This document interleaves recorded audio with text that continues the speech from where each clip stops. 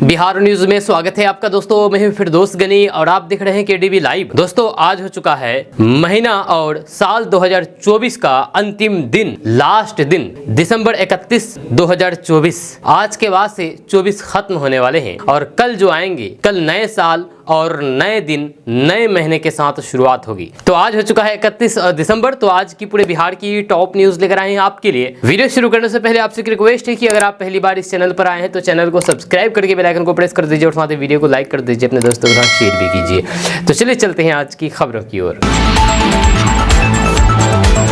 दोस्तों आज बिहार न्यूज की शुरुआत आज साल 2024 कि अंतिम दिन पर आपसे सवाल है कि साल 2024 आपका कैसा बीता। आप नीचे कमेंट बॉक्स में कमेंट करके जरूर बताइए कि आपका 2024 आपके लिए खुशियां लेकर के आए या फिर गमों का अंबार रहा। आप नीचे कमेंट बॉक्स में कमेंट करके जरूर बताइएगा। तो चलिए चलते हैं खबरों की ओर, विस्तार से बताएंगे। तो आपको बता दें कि बिहार के मुख्यमंत्री नीतीश कुमार को लेकर के सवाल उठ रहे हैं कि क्या वे चुनाव से पहले महागठबंधन के साथ जाएंगे।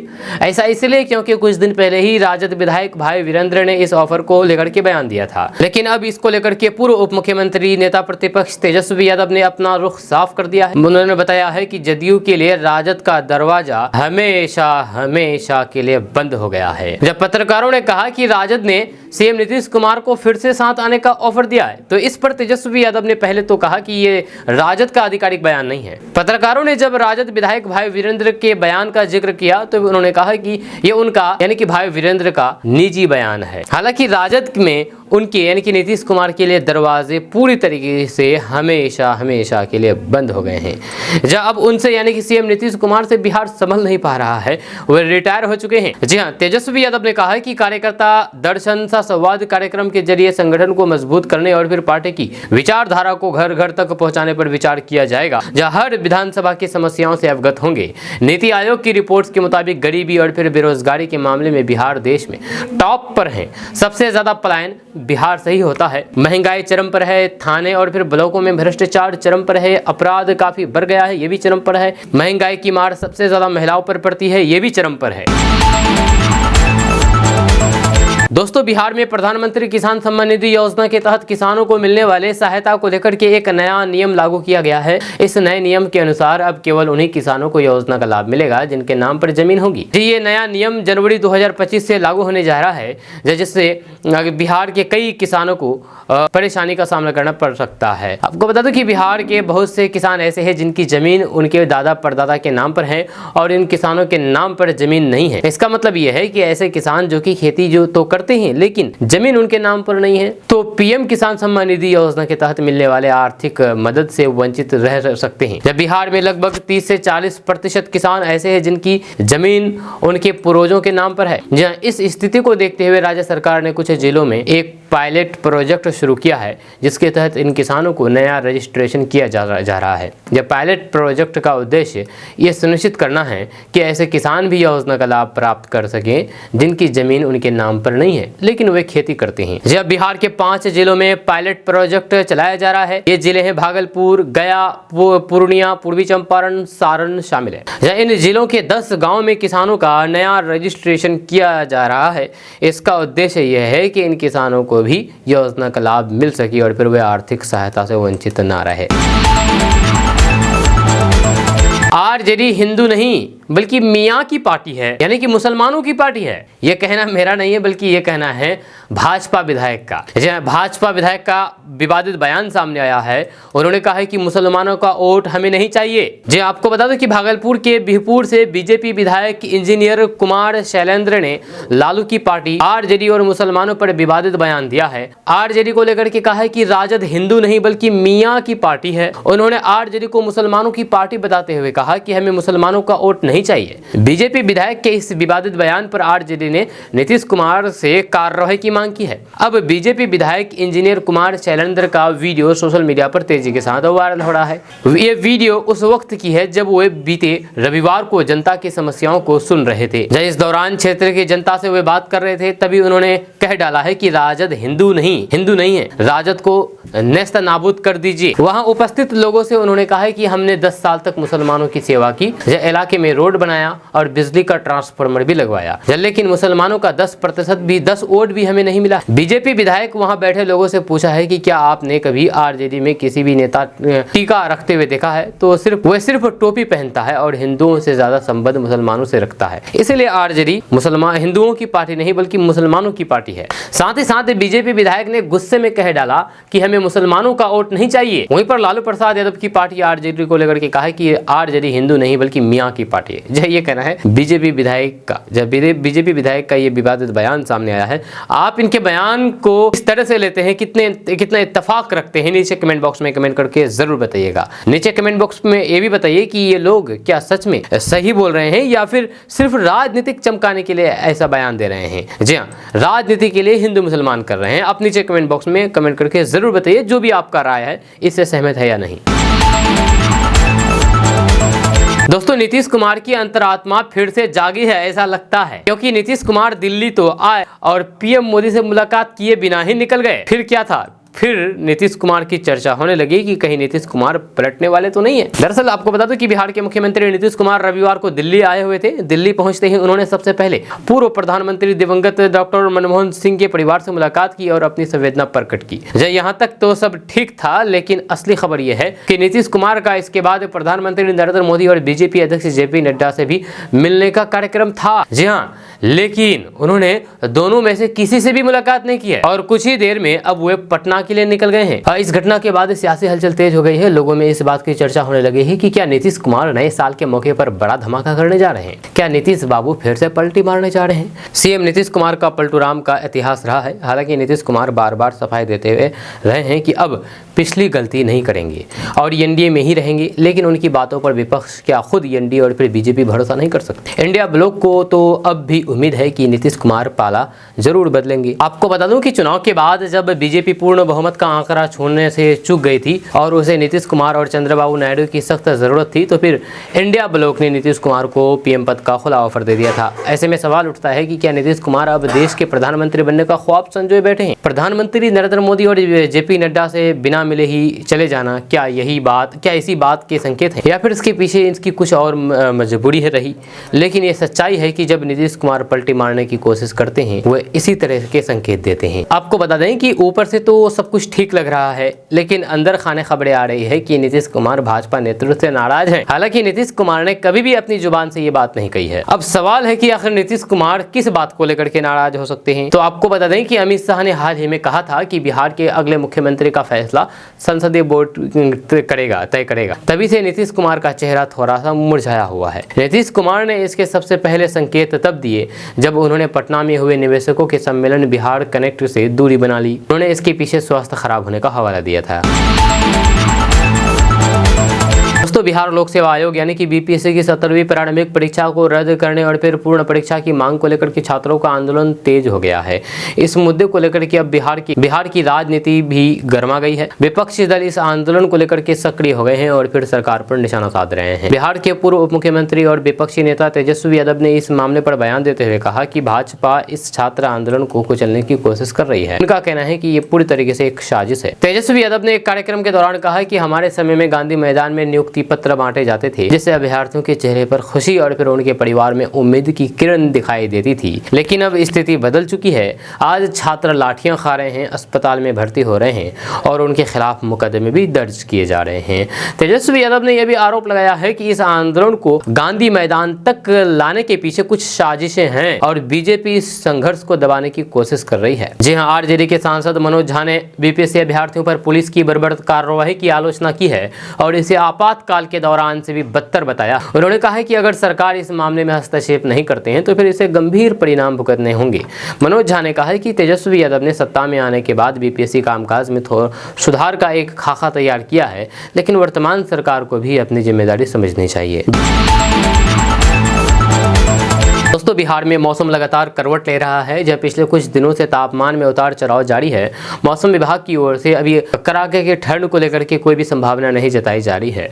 रविवार कल भी सुबह धूप निकलने से लोगों को गर्मी का एहसास हुआ, तो फिर वहीं पर रात होते ही ठंड का असर बढ़ने लगा है। आपको बता दो कि किशनगंज, अररिया, पूर्णिया, कटिहार यानी कि सीमांचल, मिथिलांचल, भागलपुर समेत आसपास के जिलों में सुबह बादल छाए रहे और फिर ठंड में बढ़ोतरी देखी गई। रोज सुबह खिलने वाली धूप गायब रही और फिर लोग सड़क किनारे अलाव सेकते हुए देखे गए। नए साल में बिहार का मौसम कैसा रहेगा, इसे लेकर भी पूर्वानुमान जारी कर दिया गया है। आपको बता दें कि बिहार में इस साल कड़ाके की ठंड ने दस्तक नहीं दी है। जहां हर साल दिसंबर में हार कपा देने वाली ठंड का सामना करना पड़ता था, लेकिन मौसम मामले के जानकार बताते हैं कि मौसमी सिस्टम के कारण इस बार ठंड कम पड़ेगी। इसकी एक वजह इस बार पश्चिमी विक्षोभ की कम संख्या है और जो पश्चिमी विक्षोभ सक्रिय हुए हैं वह हिमालय क्षेत्र से ही दूसरी ओर मुड़ गए हैं।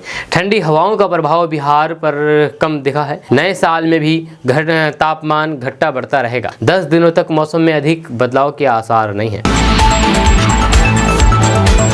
दोस्तों बिहार सरकार ने शराबबंदी को लागू करने और फिर नशा मुक्त समाज को बढ़ावा देने के लिए प्रयास तेज कर दी है।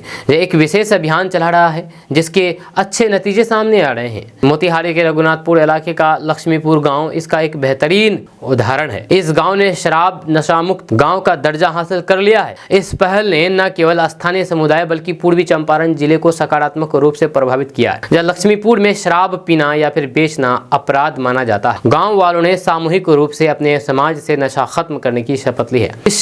इस शपथ में बुजुर्गों, महिलाओं और फिर युवाओं ने हिस्सा लिया और शराब ना पीने, ना बेचने और फिर ना ही बिक्री की अनुमति देने का संकल्प लिया है। नतीजतन लक्ष्मीपुर को पूर्वी चंपारण के पहले नशा मुक्त गाँव के रूप में पहचाना जाने लगा है। यह उपलब्धि गाँव वालों को गर्व से भर देती है और दूसरों के लिए एक प्रेरणादायक उदाहरण है। आपको बता दूं कि मोतिहारी पुलिस ने लक्ष्मीपुर का दौरा करके इस महत्वपूर्ण पहल की सराहना की है। उन्होंने महिलाओं, बुजुर्गों और फिर जनप्रतिनिधियों को उनके प्रयासों के लिए सम्मानित किया है। पुलिस के दौरे ने इस तरह के मील के पत्थर हासिल करने में सामुदायिक भागीदारी की पहल पर प्रकाश डाला है। इस तरह के अभियानों की सफलता में जन सहयोग की अहम भूमिका होती है।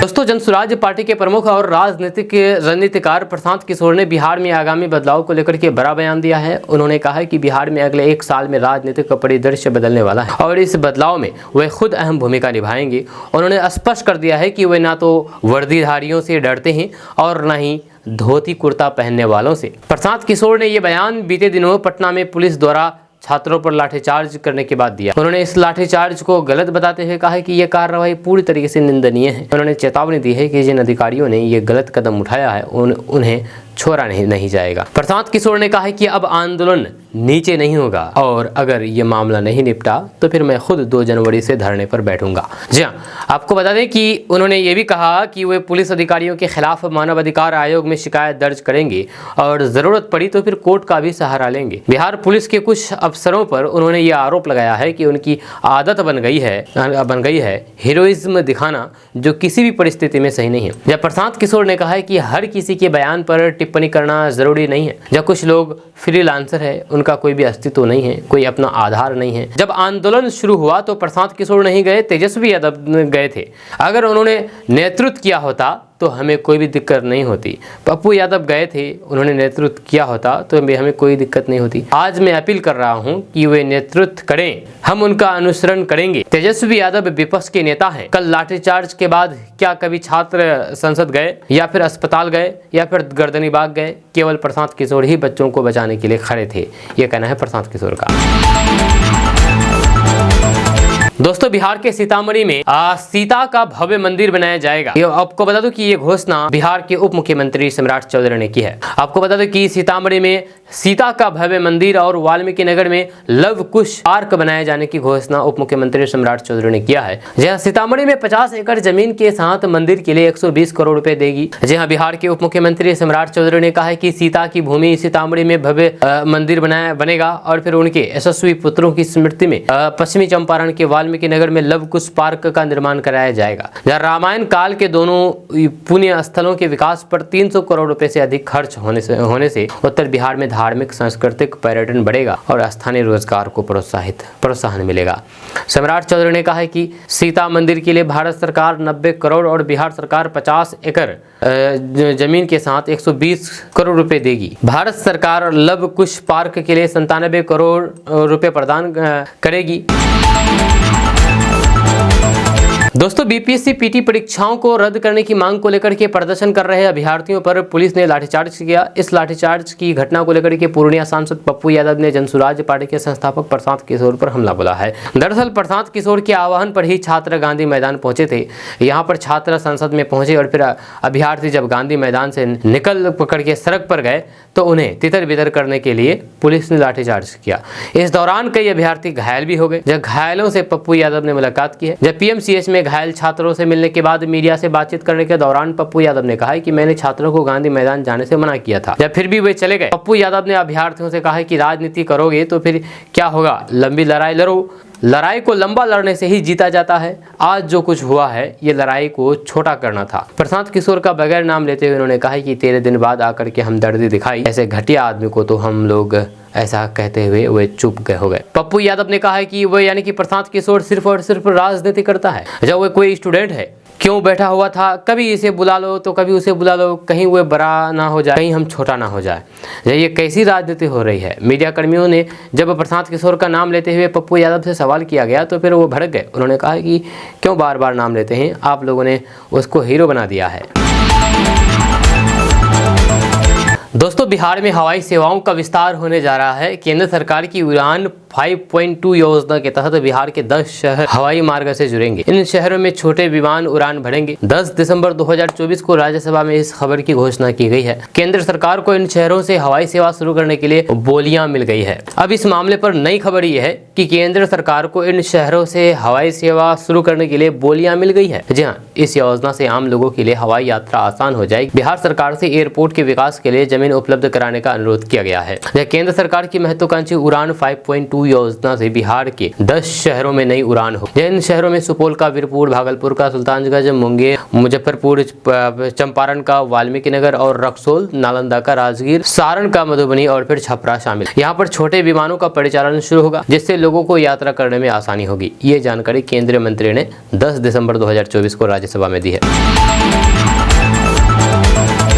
बिहार के चर्चित आईपीएस अधिकारी और धार्मिक न्याय बोर्ड के संस्थापक आचार्य किशोर कुणाल का कल अंतिम संस्कार किया गया है। आचार्य कुणाल के पार्थिव शरीर को महावीर मंदिर परिसर में लाया गया था। उनके निधन के बाद उनसे जुड़े हुए किस्सों को याद किया जा रहा है। आचार्य किशोर कुणाल 1983 में पटना के एसएसपी रहे हैं, जहाँ उसी समय पटना महावीर मंदिर का जीर्णोद्धार शुरू हुआ था। जब ऐसा भी समय आया था जब लालू प्रसाद यादव महावीर मंदिर के एक हिस्से को तोड़ना चाहते थे, जिसके बाद आचार्य किशोर कुणाल उस समय में लालू प्रसाद यादव से भिड़ गए थे। जब कहा यह जाता है कि लालू प्रसाद यादव अपने मंत्रियों और फिर अधिकारियों के साथ महावीर मंदिर के एक हिस्से को तोड़ने पहुंचे, लेकिन आचार्य किशोर कुणाल ने लालू प्रसाद यादव को बेरंग वापस लौटने के लिए मजबूर कर दिया था। किशोर कुणाल की जीवनी दमन तक्षों का इस किताब में इस घटना का जिक्र किया गया है, जिसमें लालू प्रसाद यादव और किशोर कुणाल के बीच के रिश्तों में आई करवाहट के बारे में बताया गया है। लालू प्रसाद यादव जब बिहार के सीएम बने तो फिर उन्होंने महावीर मंदिर में रमई राम को महंत बनाना चाहा, लेकिन आचार्य किशोर कुणाल की अयोध्या के संत सूर्यवंशी दास को महावीर मंदिर का दलित पुजारी बना दिया गया। लालू प्रसाद यादव के लिए ये बहुत बड़ा झटका था। वहीं पर 1996 में लालू प्रसाद यादव ने टिप्पणी की थी कि कुणाल मंदिर में वर्दी पहन करके घंटा बजाता है, ऐसे अफसरों को तो कान पकड़ करके निकाल देना चाहिए और उन्हें जेल में भेज देना चाहिए। लालू की इस टिप्पणी से आचार्य किशोर कुणाल भड़क गए और 24 घंटे में माफी मांगने को कहा, वरना कानूनी कार्रवाई की धमकी दी। जब सत्ता के नशे में चूर होकर के लालू प्रसाद यादव महावीर मंदिर के दक्षिण और फिर पूर्वी भाग को तोड़ना चाहते थे, वह अपने आधी कैबिनेट और फिर अफसरों की फौज लेकर के महावीर मंदिर पहुंचे, लेकिन आचार्य किशोर कुणाल मंदिर चट्टान बन करके खड़े हो गए। इस विरोध में वे अपनी गिरफ्तारी तक देने को तैयार हो गए। इस घटना के 72 घंटे भी नहीं हुए बीते कि चारा घोटाले की फाइल खुल गई। कहा जाता है कि लालू परिवार का दुर्दिन उसी समय से शुरू हो गया था। दोस्तों बिहार की राजनीति में राज्य के यानी कि बिहार के मुख्यमंत्री नीतीश कुमार हॉट केक बन गए हैं, जिसे देखो हुए नीतीश कुमार के काम की तारीफ करके सम्मान की राजनीति का राग अलाप रहे हैं, तो कोई उनसे बिहार की राजनीति की विसात पलटवार की उम्मीद कर रहे हैं। या सत्ता पक्ष हो या फिर विपक्ष, हर कोई नीतीश कुमार की राजनीति को प्रभावित करने के लिए चाल चल रहा है। अभी बिहार की राजनीति में केंद्रीय मंत्री गिरिराज सिंह, उप मुख्यमंत्री विजय कुमार सिन्हा के बयान की चर्चा हो रही थी। अब नीतीश कुमार को आरजेडी की तरफ से महागठबंधन में शामिल होने का निमंत्रण मिलने लगा है और ये निमंत्रण आरजेडी के वरिष्ठ नेता भाई वीरेंद्र की तरफ से आया है। जब बिहार विधानसभा चुनाव 2025 का बिगुल अभी बजा नहीं है, लेकिन दिग्गजों को इकट्ठा करने का सिलसिला शुरू हो गया है।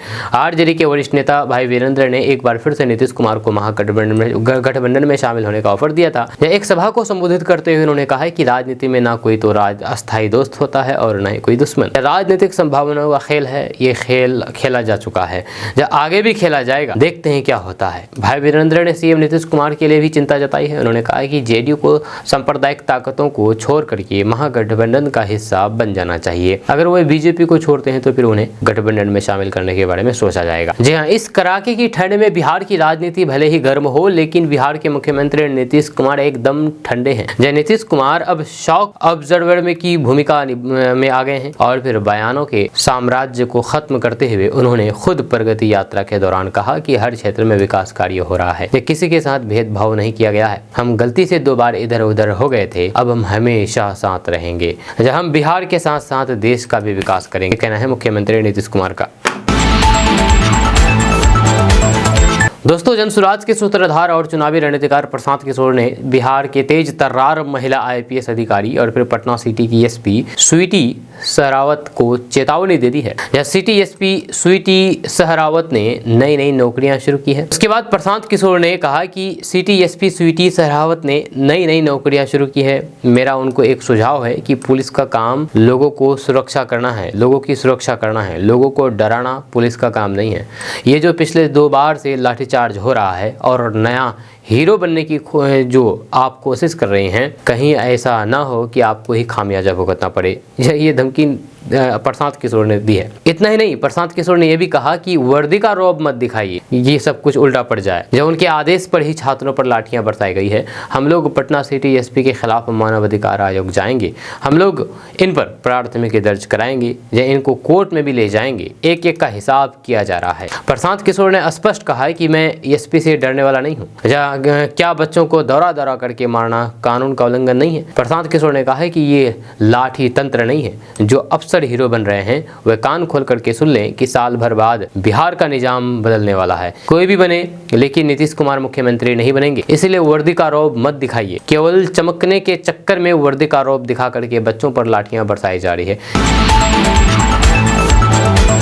दोस्तों बिहार विधानसभा में नेता प्रतिपक्ष तेजस्वी यादव ने बिहार की राजनीति को लेकर के बड़ा बयान दे दिया है। उन्होंने साफ तौर पर कह दिया है कि मुख्यमंत्री नीतीश कुमार के लिए राजद के दरवाजे पूरी तरीके से बंद है, उनकी महागठबंधन में एंट्री नहीं होने वाली है। तेजस्वी यादव ने कहा कि मुख्यमंत्री के साथ सरकार चलाना अब अपने ही पैरों पर कुल्हाड़ी मारना जैसा है। तेजस्वी यादव ने यह भी कहा कि मुख्यमंत्री के सिर्फ चेहरे पर सरकार चल रही है, जब वह टायर्ड हो चुके हैं और फिर रिटायर अधिकारी सरकार चला रहे हैं। तेजस्वी यादव के इस बयान के बड़े सियासी मायने हैं, क्योंकि हाल के दिनों में ये काफी चर्चा हो रही है कि तेजस्वी यादव और नीतीश कुमार के बीच साथ आने की सहमति अंदर ही अंदर बन गई है। इस पर सियासत तब और तेज हो गई जब आरजेडी के प्रवक्ता शक्ति सिंह यादव ने कहा कि समाजवादी सोच के लोग कभी भी एक हो सकते हैं।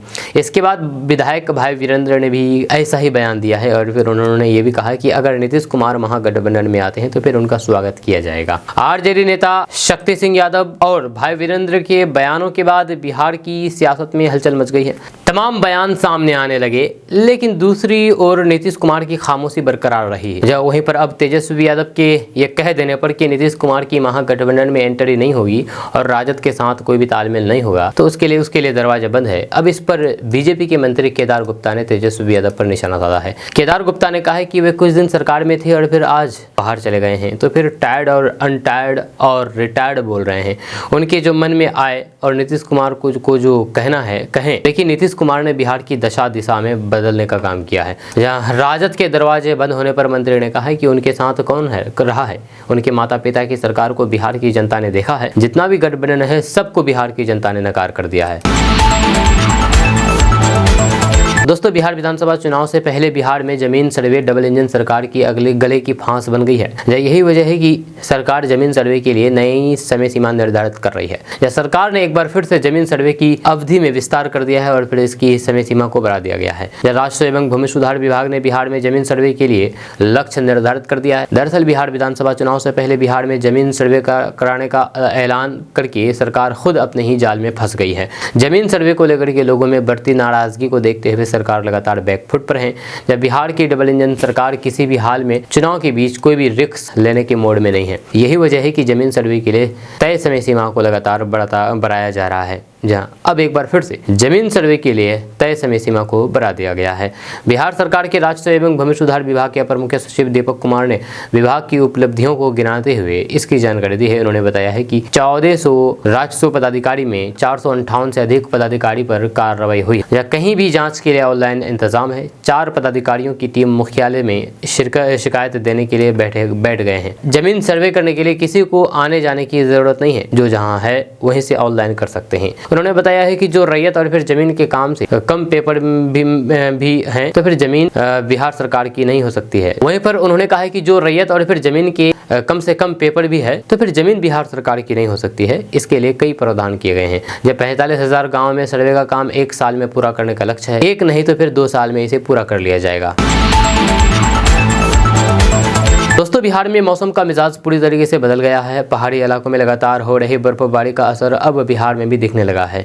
बिहार में ठंडी हवाओं की वजह से पारा गिरने की संभावना है। जब मौसम विभाग के माने तो आज बिहार के 14 जिलों में बारिश होने की संभावना है। जब मौसम विभाग ने आज पटना, बक्सर, भोजपुर, रोहतास, भभुआ, औरंगाबाद, अरवल, पटना, गया, नालंदा, शेखपुरा, नवादा, बेगूसराय, लखीसराय और फिर जहानाबाद में हल्की से मध्यम बारिश होने की संभावना है। इसके साथ ही बिहार के अधिकतर क्षेत्रों में सामान्य से मध्यम स्तर का कोहरा छाया रहने का आसार है। मौसम विभाग के अनुसार 6 जनवरी को एक बार फिर से नया पश्चिमी विक्षोभ आने की संभावना है।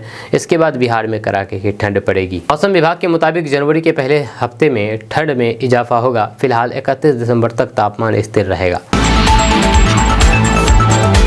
दोस्तों बिहार के गोपालगंज जिले में हैरान कर देने वाली तस्वीरें देखने को मिली है। दरअसल कोलकाता से हरियाणा जा रही एक ट्रक को बिहार के गोपालगंज में रोक करके जब पुलिस ने तलाशी लेनी शुरू की तो फिर हैरान रह गई। दरअसल ट्रक के अंदर चोरी छिपे बैन की गई मछलियों को रखा गया था। इस ट्रक से बड़ी सप्लाई की जानी थी, लेकिन पुलिस ने रास्ते में तस्करों के इरादे पर पानी फेर दिया। दरअसल गोपालगंज जिले के सिद्धवलिया थाना क्षेत्र में पुलिस ने बड़ी कार्रवाई करते हुए 27 क्विंटल प्रतिबंधित मांगूर मछलियों को जब्त कर लिया है। ये मछलियां कोलकाता से तस्करी करके हरियाणा ले जाया जा रही थी। बरहिमा टोल प्लाजा के पास वाहन चेकिंग के दौरान ट्रक को रोका। ट्रक की तलाशी में प्रतिबंधित मांगूर मछलियां मिली है, जिन्हें जब्त कर लिया गया है। इस मामले में बांका जिले के 2 तस्कर दीपंकर दास और फिर रियाज अंसारी को गिरफ्तार कर लिया है।